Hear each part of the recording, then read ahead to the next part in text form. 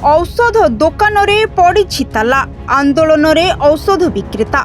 आज सर्वभारतीय औषध विक्रेता संघ एआईसीडीए डाकरा रे सारा भारत रे औषध दोकान को बंद करा जायछि। ऑनलाइन ने औषध बिक्री बंद करिबा, कॉर्पोरेट संस्था द्वारा अहेतुक रिहाती और नकली औषध बिक्री बंद करिबा आदि 3 दफा दाबी नहीं आंदोलन को ओह्लाइछन्ति। एही आंदोलन रे सारा भारत रे 35 लाख रु अधिक औषध विक्रेता सामिल होइछन्ति, जहार प्रभाव मध्य ओडिसा रे पड़िछि।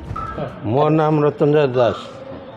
मेडिसिन आसती मेडिसिन 7 जो लिखले तो सब औषध ये आवेलेबल ना मिलूनी, तेणुक बाहर किणापी से लिखी बाहर औषध मिलूनी, तेणुक आम हैरान हैरान हो औषध मिलूनी रोग बेसी हंसत।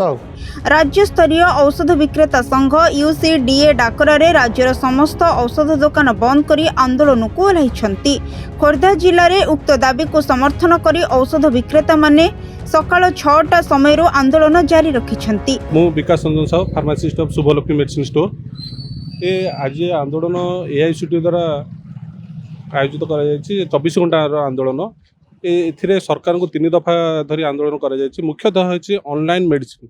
कोरोना समय ऑनलाइन मेडिसिन जो आरंभ करा जायतिला, से ऑनलाइन मेडिसिन जो सुविधा जनसाधारण सुविधा करा जायतिला, किंतु असुविधा परिणत होछि। कौन ना ऑनलाइन मेडिसिन द्वारा आम नकली मेडिसिन बहुत परिमाण में व्यवहृत होछि।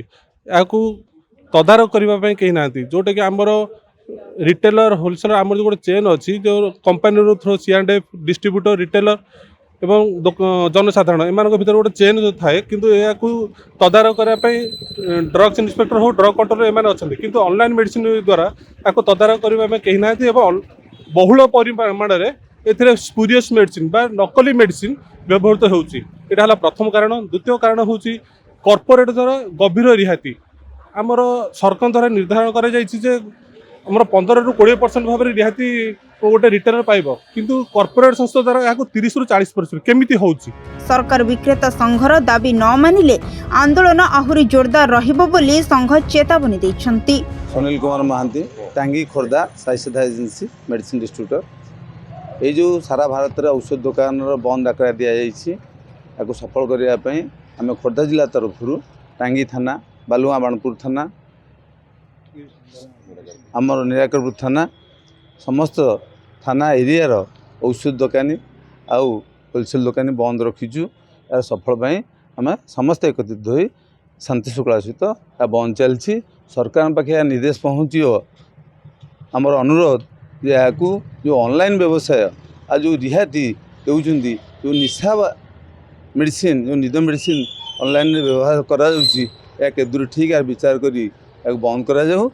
मो पाइकरा मेडिसिन स्वर्ण आउ खोर्धा जिला टांगी अंचल आमे यही समस्त दुकान एकत्रित होई ये सामिल माने बंद पालन सामिल हो समस्ते आमे एटा आमर भगवती एसोसिएशन बालुका बाणपुर टांगी अंचल अधीन जाउछि। आमे समस्ते सामिल होकर आम आंदोलन को सफल मंडित करने जाउछि।